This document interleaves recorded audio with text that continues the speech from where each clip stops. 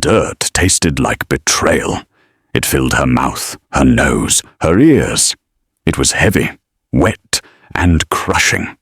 For most wolves, being buried alive was a death sentence. For Nyx Harrow, it was just the beginning of the end. She lay in the pitch black of the shallow grave, the weight of 6 feet of earth pressing down on her chest.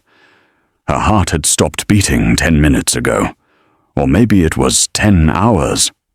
Time didn't exist down here. There was only the pressure and the cold seeping into her marrow. She remembered the fall.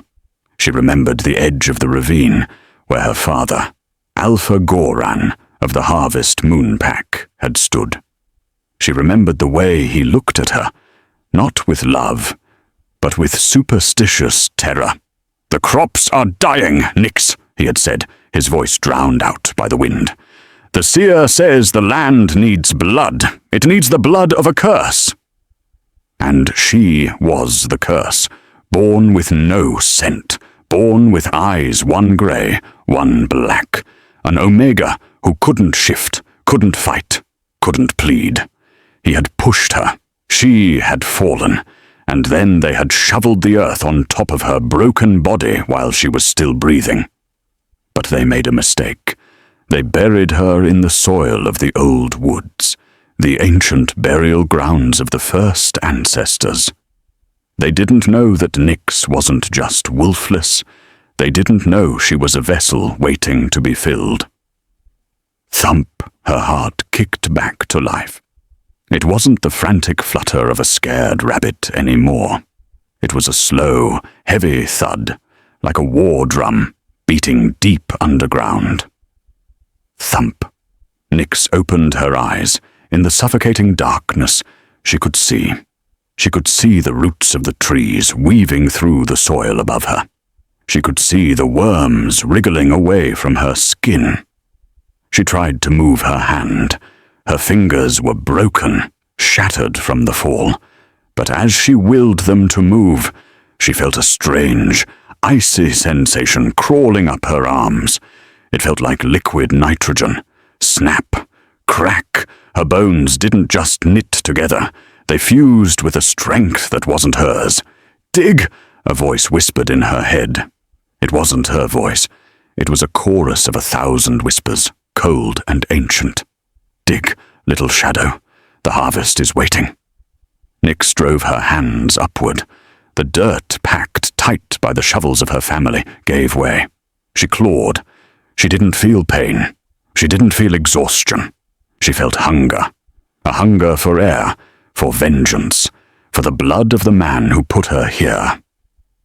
Above ground, the moon was high, a full harvest moon, bloated and orange. The soil in the clearing began to churn. A hand, pale as moonlight and caked in black mud, punched through the surface. Then another. Nyx pulled herself out of her own grave. She stood up, gasping, the cold air rushing into her lungs. She looked down at herself. Her grey rags were shredded. Her skin was a translucent white, veins of black pulsing beneath the surface like spider webs. She sniffed the air. She didn't smell like an Omega anymore. She smelled like wet earth, decay, and ozone. She turned toward the lights of the pack house in the valley below. They were having a party, the harvest festival. They were celebrating her death. Nyx smiled. It wasn't a nice smile. It was a jagged tear in her face. "I'm coming," she whispered, and the shadows of the forest detached themselves from the trees and began to follow her. The great hall of the Harvest Moon Pack was alive with music and gluttony. Tables groaned under the weight of roasted boar, venison, and casks of summer wine. Alpha Goran sat at the head table, his face flushed with drink and relief. "To the harvest!" he bellowed, raising a golden goblet. "To the sacrifice that saved us!" "To the harvest!" the pack roared back. Beside him sat Ilara, Nyx's older sister. She was everything Nyx wasn't. Blonde, golden-skinned, shifting since she was 12. Tonight was her engagement party. She was to be betrothed to the Alpha of the Riverlands, securing an alliance that would make Goran rich. "You did the right thing, Father," Elara murmured, sipping her wine. "She was suffering. She was a defect. Now she's contributing to the pack." Goran nodded, wiping grease from his chin. "She finally has a purpose." The doors to the great hall were thick oak, reinforced with iron bands designed to keep out sieges. Suddenly, the music died, the torches lining the walls flickered and turned a sickly shade of green. The air in the room dropped 20 degrees in a second. Breath puffed in white clouds from the guests' mouths. Boom! Something hit the doors from the outside. It didn't sound like a fist. It sounded like a boulder. "Guard!" Goran barked, standing up. "What is that?" Boom! The heavy iron hinges screamed. The wood splintered. "Open it!" a guard shouted, moving forward with his spear. "See who dares to—" The doors didn't open. They exploded. Splinters the size of daggers rained down on the guests near the entrance. Dust and cold mist rolled into the warm hall. Through the haze, a silhouette appeared. A girl. She was small, barefoot, dressed in rags that hung off her frame like shrouds.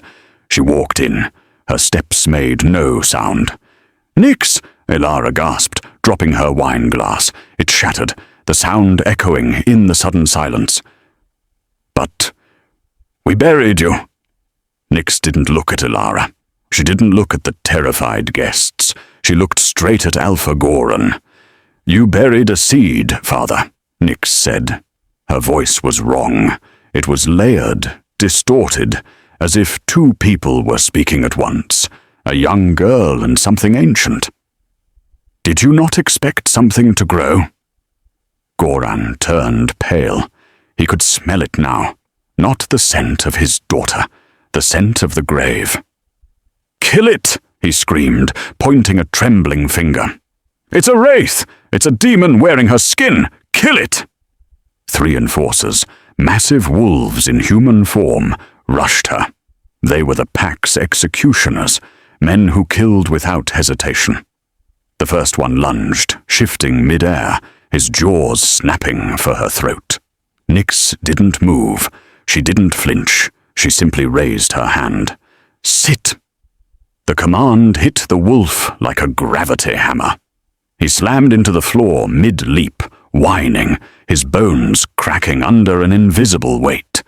The other 2 guards froze, their instincts screaming at them to run, to hide, to submit. What are you?"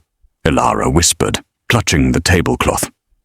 Nyx tilted her head, her eyes, one grey, and one now swirling with a deep, endless void, locked onto her sister.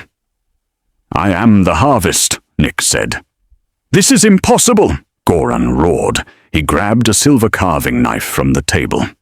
"I watched the life leave your eyes." He charged. He was an alpha, fueled by fear and adrenaline. He was fast, but before he could reach the bottom of the dais, the shadows in the corner of the room moved. A man stepped out from behind a pillar. He hadn't been there a moment ago. He just appeared, as if he had materialized from the smoke. He caught Goran's wrist mid-swing. The man was tall, dressed in a suit of charcoal grey that cost more than the entire pack's land. He had hair the color of polished obsidian, and eyes. His eyes were a terrifying, glowing crimson. It was King Malakai Vane, the Alpha King of the Southern Territories, the Deathbringer. He wasn't supposed to be here. He wasn't on the guest list. "Tsk, tsk," Malakai said, his voice smooth and cold as a glacier. "Is this how we treat guests who return from the dead, Alpha Goran?" Goran struggled, but Malakai's grip was absolute. He squeezed, and the sound of Goran's wrist bones grinding to dust echoed through the hall. Goran screamed, dropping the knife. Malakai shoved him backward, The Alpha tumbled up the stairs of the dais, landing at Ilara's feet. Malakai didn't look at the groaning Alpha. He turned slowly to face Nyx. The room held its breath. King Malakai was known for executing rogues, for burning rebellious packs. He was a monster of order and discipline. He walked toward Nyx. The crowd parted, terrified of being close to him. He stopped 2 feet from her. He looked at the mud in her hair, the grave dirt under her nails, the black veins pulsing in her neck. He inhaled deeply. "You smell," Malakai whispered, a look of confusion and hunger crossing his stoic face. "Exquisite." Nyx stared up at him. For the first time since she climbed out of the hole, the voices in her head quieted. The cold inside her chest warmed by a fraction. "Who are you?" she rasped. "I am the one who is going to kill everyone in this room if you ask me to," Malakai said simply. The sheer casual violence of the statement made the guests whimper. "Malakai Vane," Nyx said, recognizing the face from the old newspapers she used to use to start fires. "The King of Ashes. And you," Malakai reached out, his hand hovering near her cheek. He didn't touch her. He seemed afraid that she might shatter. "You are not an Omega, are you?" "I was," Nyx said. "No," Malakai shook his head. "Omegas do not command gravity. Omegas do not walk out of graves smelling like the void." His eyes flared a brilliant bloody red. "You are a Graveborn, a Necro-Alpha." A Necro-Alpha. The term rippled through the elders in the room. It was a myth. A wolf born with a connection to the veil of death, capable of channeling the strength of their ancestors. "She is a monster!" Ilara shrieked from the dais. "King Malakai!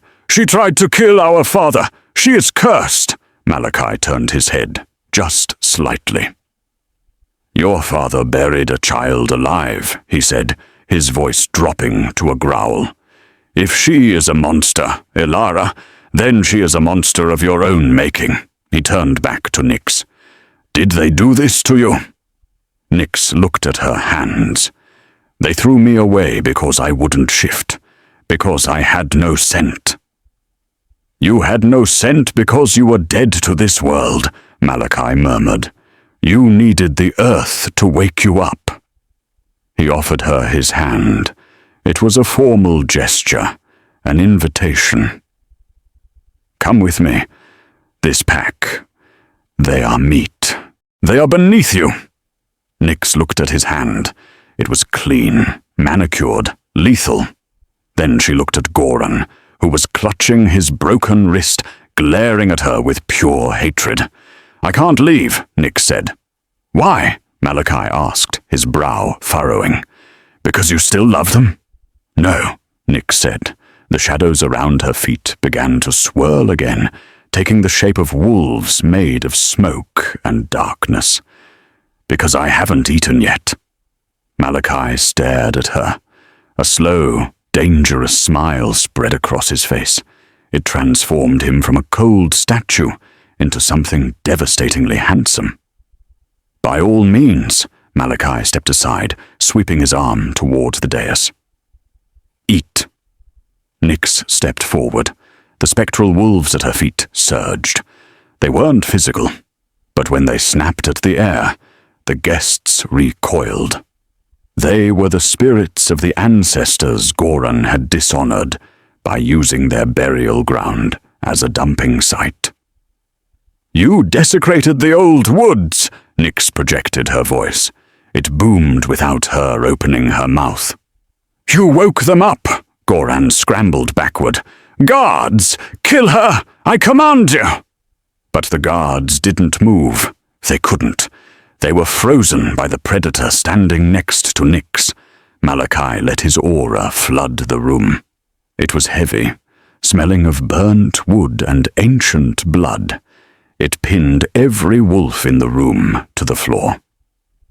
"If anyone interrupts her," Malakai announced, checking his cufflinks casually. "I will remove their spine." Nyx walked up the stairs to the high table.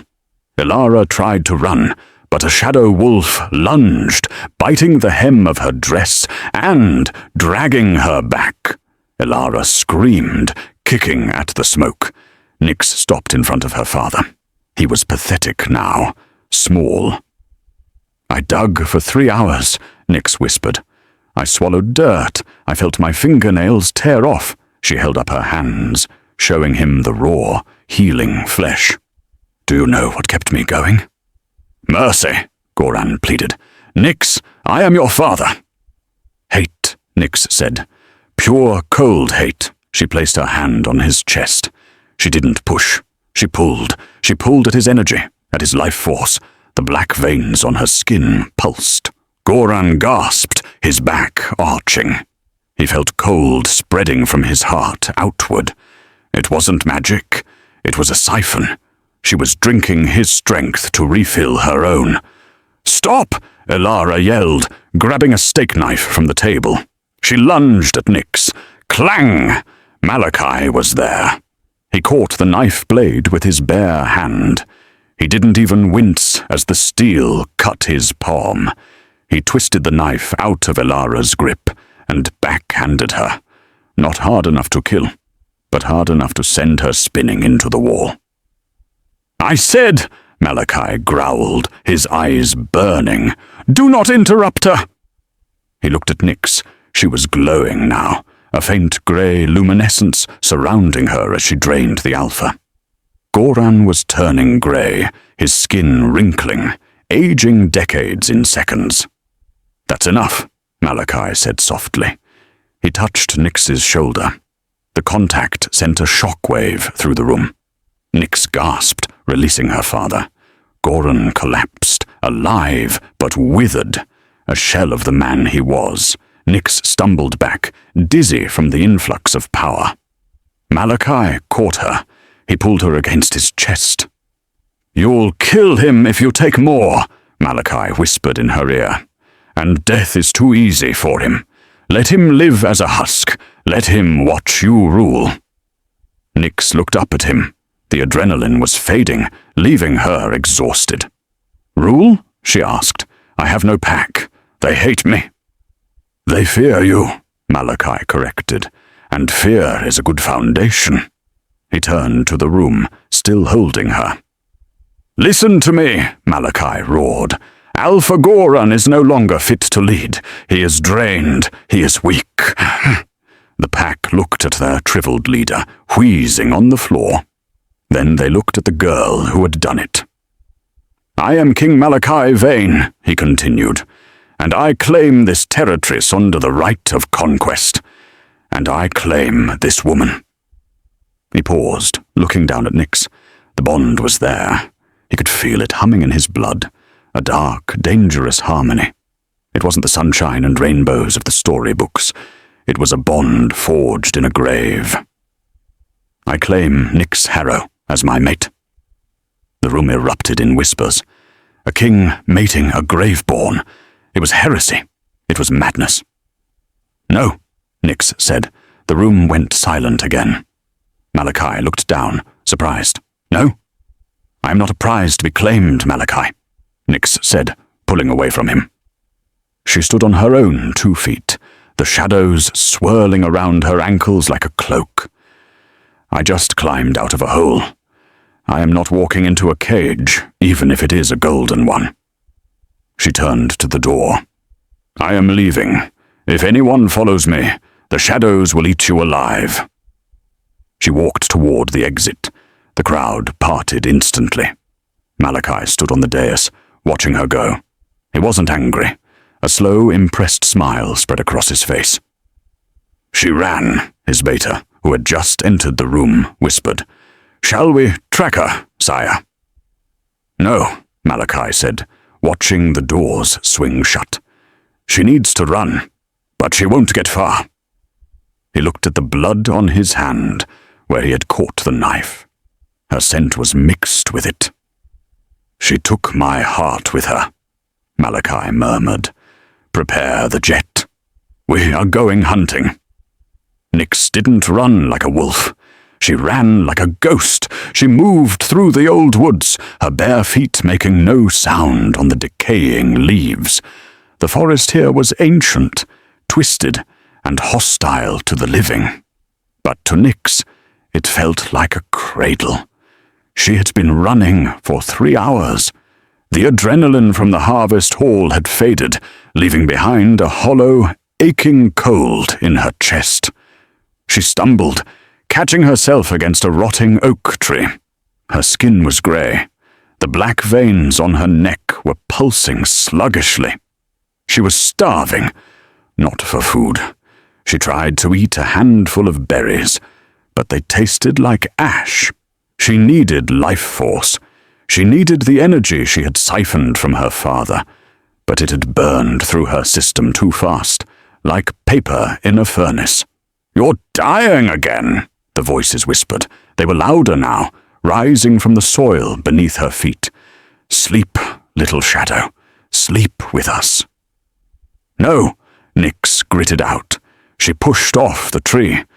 "I am not going back in the ground." She forced herself forward. She needed to reach the border. If she could get to the neutral lands, she could disappear. She could learn to control this curse. But the forest was changing. The shadows seemed to stretch toward her, grasping at her ankles. She stopped. The hair on her arms stood up. The air suddenly smelled different. The scent of pine and rot was gone, replaced by something rich, dark, and intoxicating. It smelled like burning cedar and expensive whiskey. It was him. Nyx spun around. The forest behind her was empty, but the presence was heavy, pressing against her mind like a physical weight. He was hunting her. And he wasn't using dogs. He wasn't using guards. He was doing it himself. "Run!" her instincts screamed. She scrambled up a rocky incline, her breath coming in ragged gasps. She reached the top of a ridge that overlooked the Black River. It was a dead end. The drop was 200 feet into freezing, churning water. She turned back to the tree line. A twig snapped. Out of the shadows stepped King Malakai.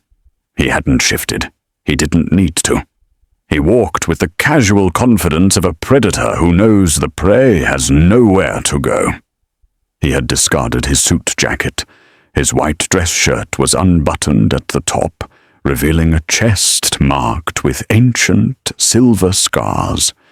He wasn't even out of breath. "You have a terrible sense of direction," Malakai said, his voice smooth and amused. He stopped 10 feet away, leaning against a tree. "You've been running in circles for an hour." Nyx backed up, her heels dislodging loose stones that clattered down the cliff. "Stay back," she warned. "I drained an alpha. I will drain you." Malakai chuckled. It was a dark, rich sound. "Your father was a weak old man, Nyx. I am the king of the south. If you try to drain me, you will burn out your own nervous system before you take a single drop." He took a step forward. "Look at you. You're shaking. You're starving. The grave magic consumes the host if it isn't fed. You need an anchor." "I don't need you," Nyx hissed. She raised her hand, trying to summon the shadows again. She wanted to blast him back, to make him kneel like the others. But nothing happened. Her hand trembled. A small wisp of grey smoke curled from her fingertips and dissipated. She was empty. Malakai's eyes softened, but the gold fire in them burned hotter. "You think you're a monster," he murmured, taking another step. "But right now, you're just a girl standing on a ledge. Come down, Nyx." Nyx looked at the drop behind her. Then she looked at the king. "I'd rather fall," she said. Malakai's face hardened. "I don't accept that choice." He moved. It was a blur. 1 second he was by the tree. The next he was gripping her wrist. He yanked her away from the edge, spinning her around so her back slammed into his chest. His arms wrapped around her, locking her in a cage of muscle and heat. "Let me go!" Nyx screamed, thrashing against him. She bit his forearm. Her teeth, sharpened by her shift, sank deep. Blood welled up, hot and metallic. Malakai didn't flinch. He didn't pull away. He groaned, a low sound in his throat that wasn't pain. It was pleasure. "Bite harder," he whispered into her ear. "Mark me." Nyx froze. She tasted his blood. It didn't taste like iron. It tasted like power. Pure, liquid dominance. It flooded her mouth, sliding down her throat, and the reaction was instant. The cold in her marrow vanished. Her heart hammered a steady rhythm. The black veins on her skin receded, leaving her pale but healthy. She was feeding on him, and he was letting her. She pulled back, gasping, her mouth stained crimson. She looked up at him, horrified. "What did you do?" "I gave you a taste," Malakai said, his eyes blown wide, almost entirely black. He brought his thumb up to wipe the blood from her lip, then licked it off his own skin. "You are a necro-alpha. You feed on death, but I am a prime. My life force is infinite to someone like you." He pressed her closer. The mate bond slammed into place. It wasn't a thread. It was a chain, heavy, unbreakable, and terrifying. "You feel it," Malakai accused. "Don't lie to me."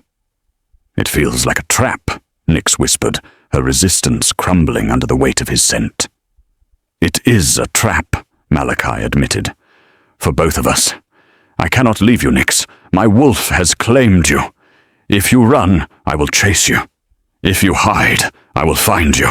If you die—" His voice cracked.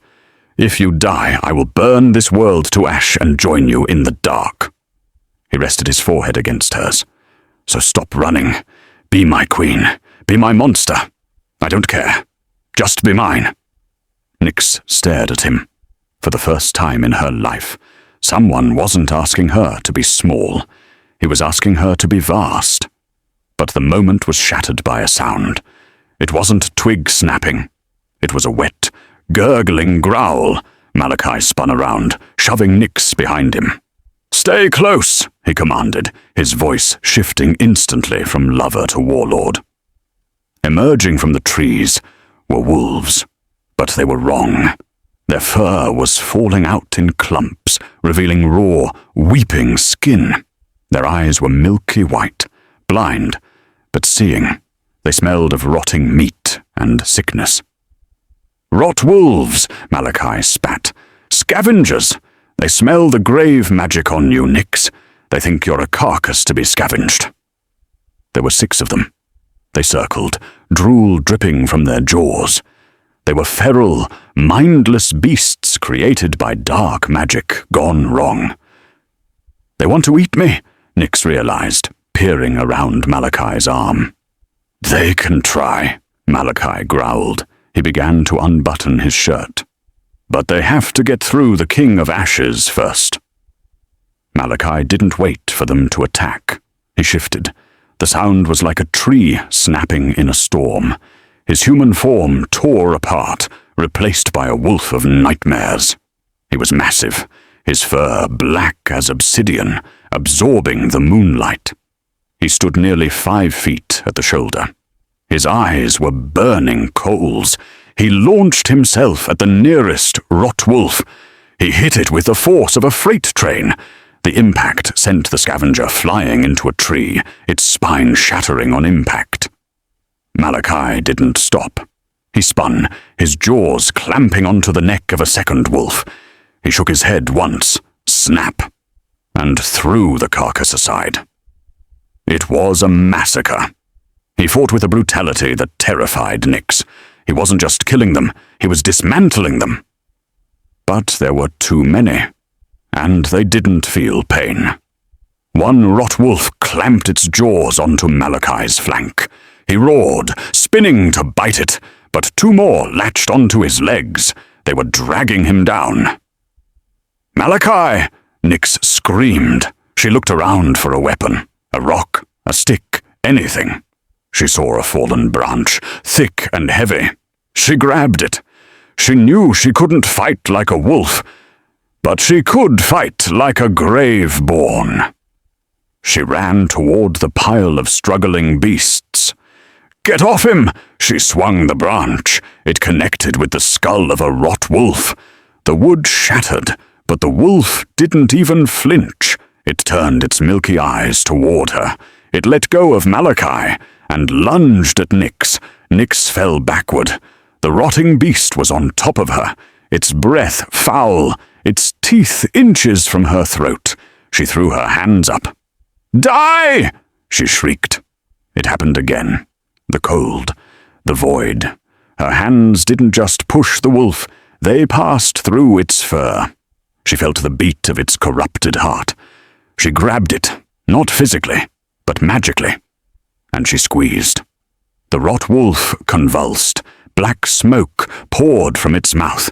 It collapsed on top of her, dead, its life force drained in a split second. Nyx pushed the heavy carcass off and scrambled up.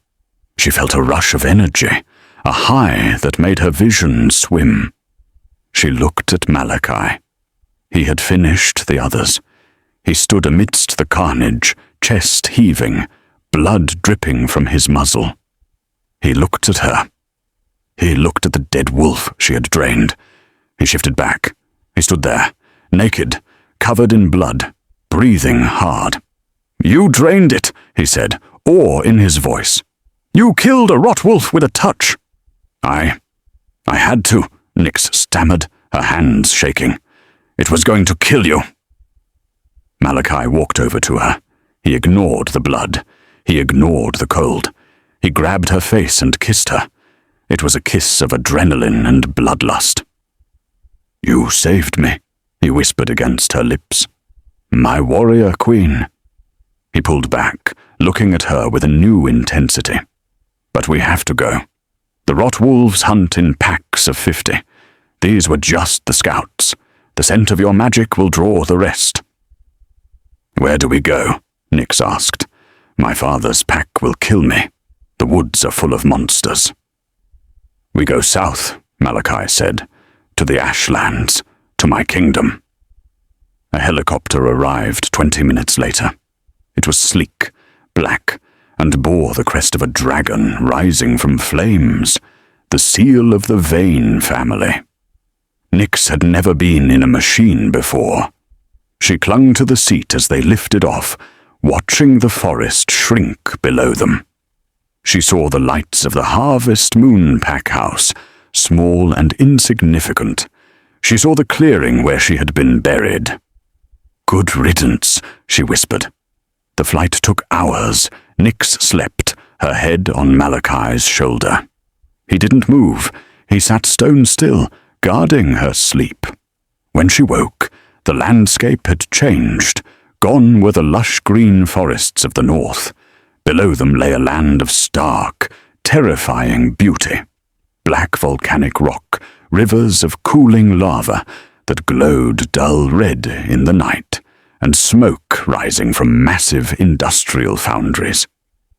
"The Ashlands," Malakai said, seeing her awake. "It is not pretty, but it is unbreakable." They approached a mountain that looked like a jagged tooth. Built into the side of the volcano was a palace of black glass and steel. It hung over a crater of magma, suspended by massive iron chains. "That is the Obsidian Spire," Malakai said. "My home, and now yours." The helicopter landed on a private pad jutting out over the lava. The heat was intense, battling the chill of the high altitude. A team of servants and guards waited in 2 perfect lines. They wore grey and red uniforms. They didn't look at Nyx with disgust. They looked at her with fear. News travelled fast. They knew who she was. They knew what she was. Malakai helped her down. He kept a possessive hand on her lower back. "Do not bow," he told her as they walked towards the entrance. "You are not a guest. You are the mistress of this house." They entered the main foyer. It was a cathedral of black stone. A massive staircase swept up to the throne room. But waiting at the bottom of the stairs was not a welcoming committee. It was a woman. She was tall, severe, with hair as white as bone, and eyes that looked like shattered glass. She wore a counselor's robe.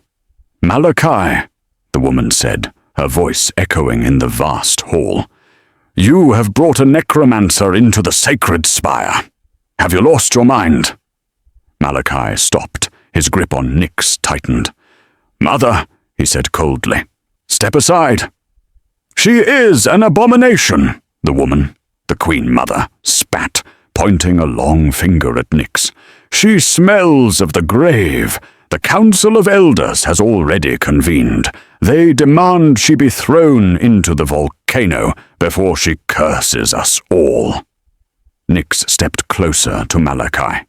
She felt the hostility rolling off the woman like heat waves. Malakai laughed. It was a dark, dangerous sound. "The council demands." He let go of Nyx and stepped toward his mother. "The council exists because I allow it to exist." "She is dangerous," his mother shrieked. "She is my mate," Malakai roared. The sound shook the glass walls. "And if the council wants her, they can come and take her from my cold, dead hands." He turned back to Nyx. He offered her his arm. "Come, Nyx, let us go greet the elders. I think it is time we showed them what a real curse looks like." Nyx looked at the Queen Mother, whose face was pale with rage. She looked at Malakai, who was ready to fight his own blood for her. And deep inside, the shadows stirred. They weren't afraid of the volcano. They liked the heat. Nyx took Malakai's arm. "Yes," she said, her violet eye flashing. "Let's go." The doors to the council chamber didn't open. They groaned. They were made of ironwood and reinforced with bands of volcanic glass. Malakai didn't push them. He simply walked toward them, and the guards, hulking men in red armor, scrambled to heave them open before the king could lose his stride. Nyx walked beside him. She felt small. She was still wearing the dirty, torn rags from the grave. Her hair was matted with cemetery mud, but Malakai held her hand like she was wearing a crown. The chamber was a circular amphitheater, built directly over the caldera of the volcano. The floor was made of thick, reinforced glass. Beneath their feet, 100 yards down, magma churned and bubbled, casting a hellish red glow over the faces of the 12 elders sitting in a semicircle. At the center sat the Queen Mother, Valerica. She had taken the high seat. "You desecrate this hall," Valerica said, her voice sharp enough to cut glass. "You bring a creature of rot into the heart of the fire." "I bring my mate," Malakai countered, his voice booming. He stopped in the center of the glass floor. The heat rising from below was stifling. Nyx felt sweat trickle down her back, but she didn't wipe it away. "And I bring the woman who saved your king." Saved? An elder with skin like parchment scoffed. "She is a necromancer, a witch. Look at her, Malakai. She is filth." Nyx looked at the elder. She felt that familiar pull in her gut, the hunger. She could see the elder's life force flickering like a dying candle. It would be so easy to pinch it out. "Careful," Nyx whispered. The word was soft, but the acoustics of the room carried it to the high seat. "Filth stains, and I am very dirty." The elder recoiled. Valerica stood up. "She threatens the council. This is proof. She is feral." "She is defensive," Malakai snarled, stepping in front of Nyx. Because you are attacking her. I did not come here for permission, Mother. I came to inform you. The mating bond is active. She stays. The bond can be severed, Valerica said coldly, if the vessel is destroyed. The threat hung in the air. Malakai's hands curled into fists. Try it. We do not need to fight, Valerica smiled, a thin, cruel expression. If she is truly your mate, if she is truly worthy of the Ashlands, then let her prove it. Let her face the trial of the cinder. Malakai went rigid. No. What is it? Nyx asked, looking up at him. It is an execution method disguised as a trial, Malakai said, not taking his eyes off his mother. They lock you in the obsidian maze without food or water. It is built inside the volcano's vents. The heat causes hallucinations. The sulfur chokes you. And inside the maze, there are things. Ancient, starving things. If she is a queen, Valerica challenged, she will tame the maze. If she is a monster, the maze will eat her. Nyx looked at the glass floor, at the fire burning beneath them. She looked at Malakai's terrified face. He was ready to slaughter his own council to save her. But if he did that, he would rule a kingdom of corpses. He would be a tyrant. Nyx squeezed his hand. I'll do it. Nyx, no, Malakai whispered. You don't know what's in there. I crawled out of my own grave, Malakai, she said, her voice steady. I walked through a blizzard. I drained an alpha. I am not afraid of a little heat. She turned to Valerica. I accept, but when I walk out of that maze, you will step down from that high seat, because there is only room for one queen in this mountain. The trial was set for sunrise. That gave them 6 hours. Malakai took Nyx to the royal suite. It was a stark contrast to the rest of the fortress, modern, sleek, with black marble walls and silk drapes. He led her into the bathroom. It wasn't just a bathroom, it was a spa. A pool of steaming water was sunk into the floor. You need to wash, Malakai said, his voice tight. You need to wash the death off you. The creatures in the maze, they hunt by the scent of decay. He didn't call the maids, he did it himself. Nyx stood still as Malakai peeled the rags from her body. She was bruised, thin, her ribs showing through her pale skin. The black veins of the grave magic traced patterns across her collarbone. Malakai touched them gently. Does it hurt? He asked. Only when I'm hungry, Nyx admitted. He helped her into the water. As she soaked, the grime of the grave dissolved, turning the water murky. Malakai knelt beside the tub, rolling up his sleeves. He took a sponge and began to wash her back. It was intimate. It was overwhelming. For 20 years, no one had touched Nyx with kindness. Now, the most powerful man in the world was washing the mud from her hair. Why do they hate me? Nyx asked, leaning into his touch. They don't even know me. They hate what they cannot control, Malakai said. Our kind fears death above all else. We are creatures of life, of vitality. You represent the end. You remind them that even alphas rot. He rinsed her hair, the water cascading down her back. But I don't see the end when I look at you, Nyx. What do you see? Malakai stopped. He leaned over the tub, his face inches from hers. His golden eyes were soft, vulnerable. I see the beginning. I see a new world. He kissed her. It wasn't the frantic kiss of the forest. It was slow, deep, and claiming. The water around them seemed to boil, reacting to the heat of the mate bond. Nyx felt her strength returning, siphoning not from his life force, but from his love. When she stepped out of the bath, the maids were waiting. They didn't sneer. They were terrified of Malakai, who stood guard at the door. They dressed her. Not in a gown, Malakai forbade it. "Dress her for war," he ordered.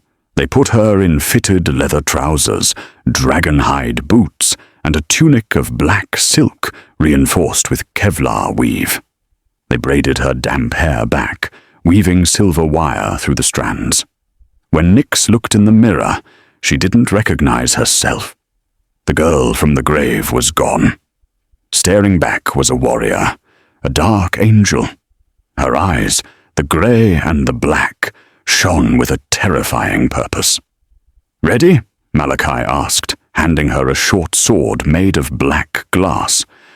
"Obsidian glass," he explained. "It's the only thing that cuts the fire stalkers." Nyx gripped the hilt. It felt right. "Ready?"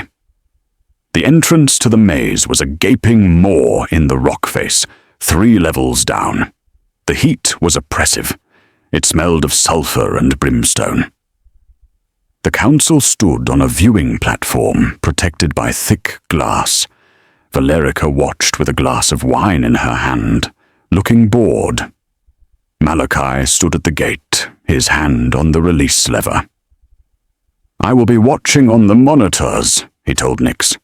"If you are in danger, if I think you won't make it. I am coming in. I don't care about the laws." "Don't," Nyx said. "If you come in, you prove them right. You prove I'm weak." She kissed his cheek, tasted the salt of his sweat, and stepped into the darkness. The gate slammed shut. The maze was a nightmare of twisting tunnels carved from volcanic rock. Steam hissed from vents in the floor, scalding her ankles. The air was thin, hard to breathe. Nyx moved silently. Her necro-alpha instincts were screaming. The shadows here were deep, old, they whispered to her. "Meat," the shadows hissed. "Fresh meat." She rounded a corner and saw the first one, a fire stalker. It looked like a wolf, but it had no fur. Its skin was scales, red and cracking like cooling lava. Fire dripped from its jaws. It was blind, hunting by thermal sense. It turned its head toward her. It let out a shriek that sounded like metal grinding on metal. Nyx didn't run. She stood her ground. "I am not meat," she said, her voice echoing. The stalker lunged. Nyx dodged, the heat of its passing singeing her hair. She slashed with the obsidian blade, cutting a deep line in its flank. Lava, actual molten rock, bled from the wound. The beast roared and spun. Nyx raised her hand. She reached for the magic, for the grave dirt. But there was no dirt here, only fire. "Adapt," she told herself.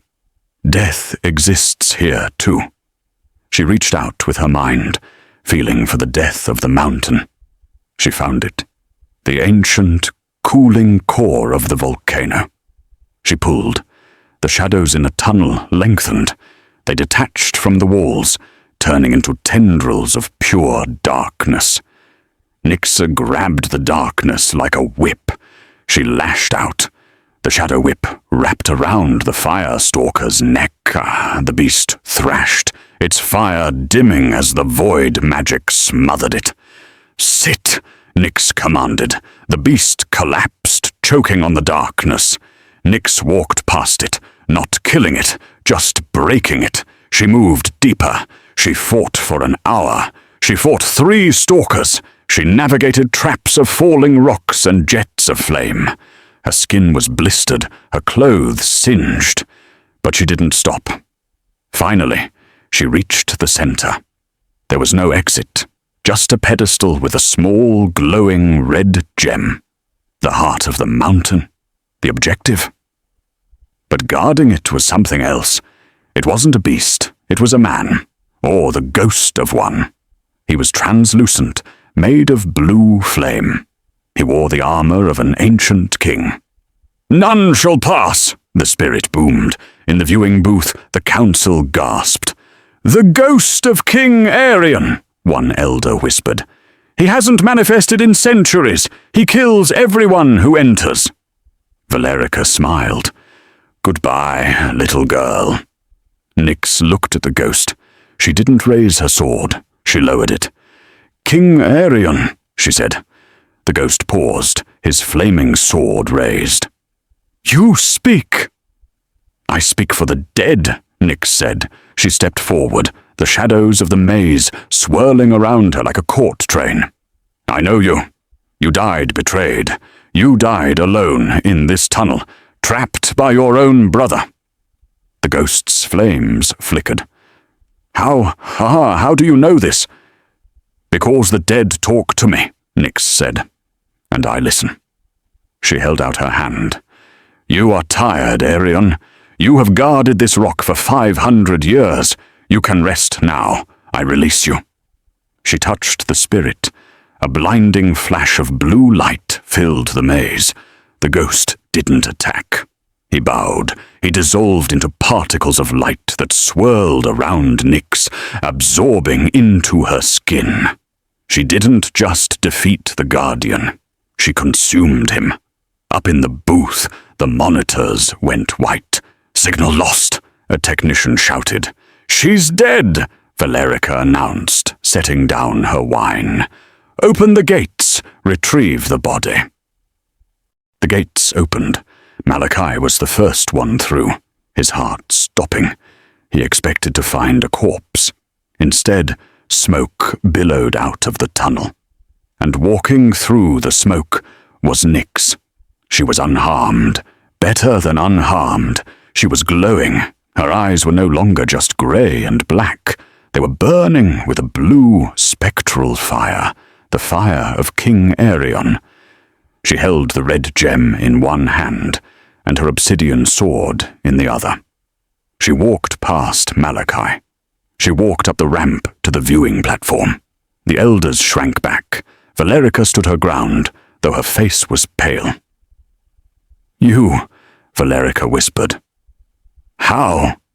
Nyx slammed the red gem onto the table. It cracked the glass. "The maze is tamed," Nyx said, her voice layered with the echo of the dead king she had absorbed. "The ghost is gone, and I am still hungry." She looked at Valerica. "You wanted a test. I passed." Malakai came up behind her. He looked at his mother. "Step down," he said softly.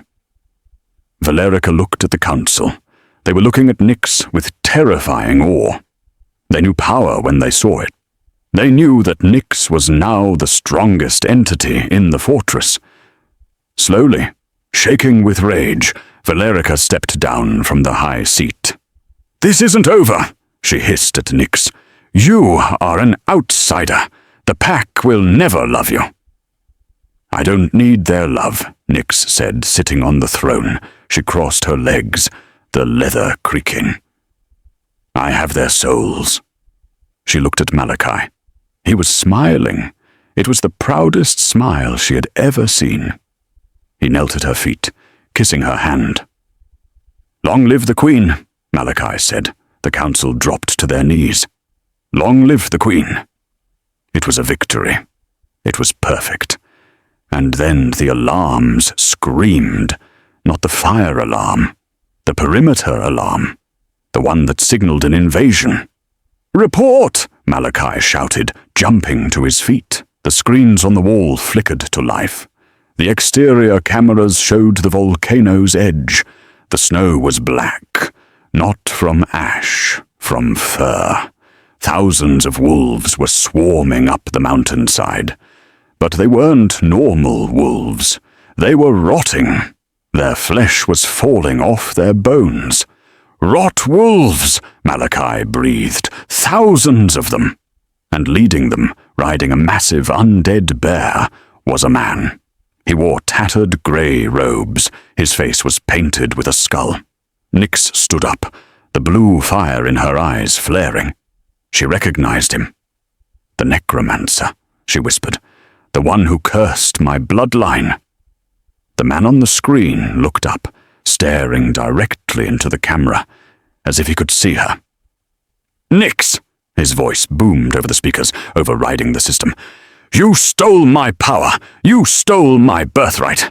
Now, I am coming to take it back." The screen turned to static. Malakai looked at Nyx. "Who is he?" "My grandfather," Nyx said, her voice trembling for the first time. "The first Graveborn, and he can't be killed, because he's already dead." The alarms were no longer rhythmic. They were a continuous, screaming wail. Malakai moved to the window, looking down at the slopes of the volcano. The sight was a nightmare made flesh. The rot wolves were not stopping. The guards were firing explosive rounds, blasting craters into the horde. But for every wolf that shattered, 2 more scrambled over the remains. "They don't feel pain," Malakai realized, his voice grim. "They are already dead. You can't kill a corpse with bullets." "They are husks," Nyx said, stepping up beside him. She watched her grandfather, the Necromancer, raise his staff. A wave of green mist rolled up the mountain, extinguishing the fires of the perimeter defense. "He is using them as fodder to drain the mountain's energy." Valerica, the Queen Mother, stepped forward. Her face was pale, but her spine was steel. She looked at Nyx, then at her son. "The Obsidian Gate," Valerica said. "It is the only choke point. If they breach it, they overrun the citadel. Malakai, you must lead the vanguard." "And leave her," Malakai snarled, gesturing to Nyx. "That thing down there wants her." "And if you don't go, he will take her anyway over the bodies of your entire pack," Valerica snapped. She pulled a dagger from the folds of her silk robe. "I will stay with her. I may hate her bloodline, but I will not let an outsider sit on my throne." Malakai looked at Nyx. It was the hardest choice of his life. "Go," Nyx said softly. "I need time. I need to figure out how to break his hold on them." Malakai grabbed her, kissing her fiercely, a kiss that tasted of goodbyes. "If he gets close," Malakai commanded, "you run.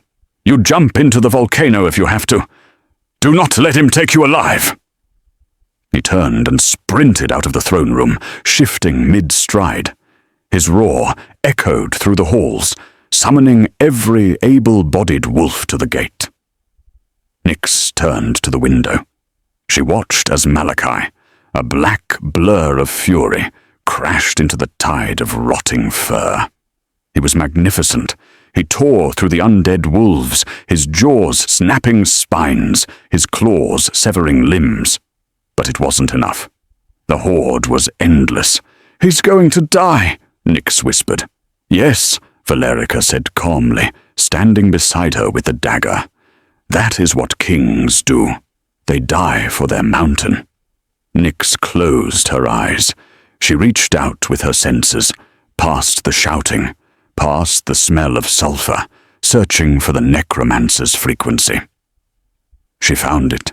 It was a cold, void-like static in the air. He wasn't just controlling the wolves, he was tethered to them.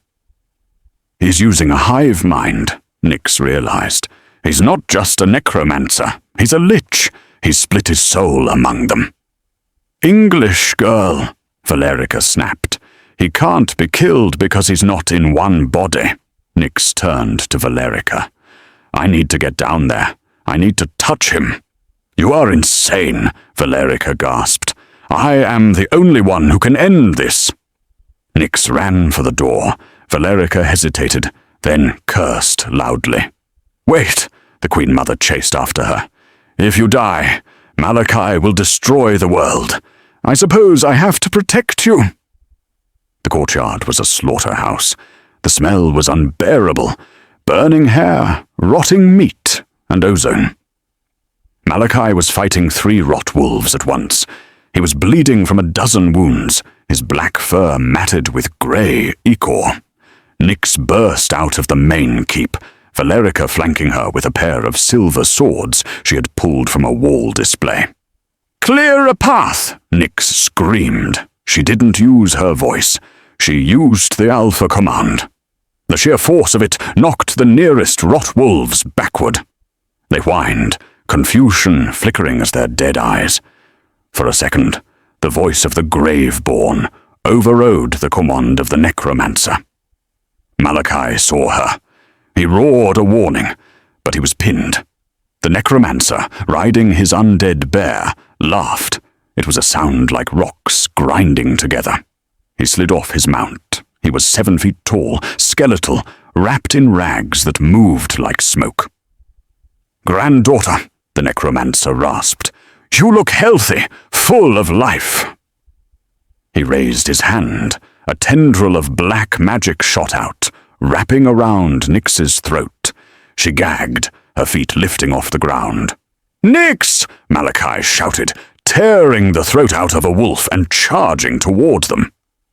The Necromancer flicked a finger. Malakai was blasted backward by a wall of force, crashing into the stone battlements. He slumped, stunned. Nyx clawed at the shadow noose. The Necromancer floated toward her. "I spent 50 years in the dark," he whispered, his face inches from hers. His skin was translucent, stretching over bone. "Waiting for a vessel strong enough to hold me. Your mother was too weak, your father was a fool, but you—" He sniffed her. "You survived the earth. You are perfect." "I am not yours," Nyx choked out.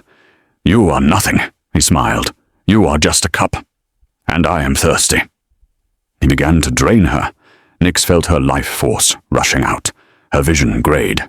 Her skin began to wither. She felt the cold seizing her heart. It was just like the grave, the darkness, the end. Dig. The voice wasn't hers. It wasn't the Necromancer's. It was Malakai's. She could feel him through the bond, his love, his rage, his absolute refusal to let her go. Dig. Nyx. Nyx opened her eyes. They weren't violet anymore. They were blinding white. "You want my power!" Nyx whispered. She grabbed the shadow tentacle holding her throat. She didn't pull it away. She pulled it in. "Take it!" she screamed. She reversed the flow. Instead of letting him drain her, she opened the floodgates of the moonstone energy she had absorbed in the maze. She poured pure, concentrated life force into the Necromancer. It was the one thing a dead thing couldn't handle. Life! The Necromancer shrieked. It wasn't a cry of triumph. It was a scream of agony. His translucent skin began to bubble. The shadows around him hissed and evaporated. "Too much!" he wailed. "Stop! It burns!" "Burn!" Nyx commanded. The white light exploded from her body. It washed over the courtyard. It hit the rot wolves. They didn't die. They dissolved. The magic holding their rotting bodies together was incinerated by the purity of the alpha energy. Thousands of them turned to dust in seconds, blown away by the wind. The Necromancer fell to his knees. He looked at his hands, which were turning to ash. You broke the cycle." "I am the cycle," Nyx said, standing over him, glowing like a supernova. "Life and death. I am both." She placed her hand on his forehead. "Go back to the dirt, grandfather, and stay there." She pushed. The Necromancer shattered. He exploded into a cloud of black dust that spiraled up into the sky and vanished. Silence fell over the ashlands. The snow was falling again, covering the carnage in a pristine white blanket. Nyx stood alone in the center of the courtyard. The glow faded from her skin. She swayed. "Nyx!" Malakai was there. He caught her before she hit the snow. He checked her pulse, his hands shaking violently. "Nyx! Breathe! Please, breathe!" She opened her eyes. She smiled weakly. "Did I get him?" Malakai laughed, a sound that was half sob. "You obliterated him! You obliterated his entire army!" He buried his face in her neck, inhaling her scent, ozone, winter air, and life. I thought I lost you." Valerica walked over, stepping gingerly over the pile of dust that used to be the Necromancer. She looked at Nyx. Her expression was unreadable. She held out the silver dagger she had been fighting with. "You fight dirty," Valerica said. "I fight to win," Nyx replied, leaning against Malakai. Valerica nodded slowly. She sheathed the dagger. A useful trait for a queen. It was the closest thing to an apology Nyx would ever get, and it was enough. The Harvest Festival was different this year. It wasn't held in the forests of the north. It was held in the great hall of the Obsidian Spire. The hall was warm, lit by thousands of floating candles. Representatives from every pack on the continent were there, not to discuss war, but to pay tribute. Nyx sat on the obsidian throne. She wore a gown of liquid silver that moved like smoke around her. On her head was a crown of black iron and moonstone. She didn't look like the girl who had been buried alive. She looked immortal. Beside her sat King Malakai. He held her hand, his thumb tracing the patterns of the black veins that still faintly marked her skin. Battle scars she refused to hide. "They are waiting for you to speak," Malakai whispered, leaning in to kiss her cheek. Nyx looked out at the crowd. She saw familiar faces. She saw her sister, Ilara, working as a server in the back, head bowed, stripped of her rank, learning humility one dirty plate at a time.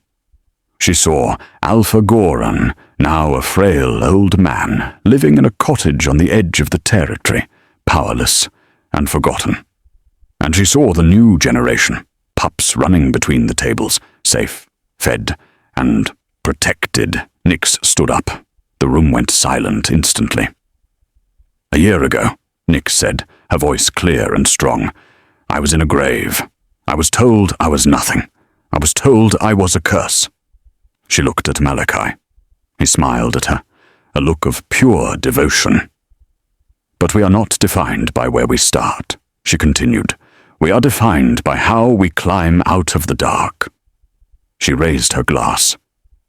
"To the survivors." "To the Queen!" The hall roared back. The sound was deafening, a howl of loyalty that shook the mountain. As the music started and the dancing began, Malakai pulled her onto the floor. "You rewrote the world," he said, spinning her. "We did," Nyx corrected. "You and me, the wolf and the Graveborn." "Forever?" Malakai asked. "Longer than that," Nyx smiled, her violet eye sparkling. "Even death couldn't keep me away from you. Do you think eternity stands a chance?" Malakai kissed her, and for a moment, the Alpha King and the Graveborn Queen were the only two people in the world. And that is the legend of Nyx Harrow. From a rejected, buried sacrifice to the most powerful ruler the werewolf world has ever seen. She proved that your scars aren't signs of weakness. They are the map of your survival. It makes you wonder. Who else is being overlooked? Who else is being called weak just because their power hasn't woken up yet?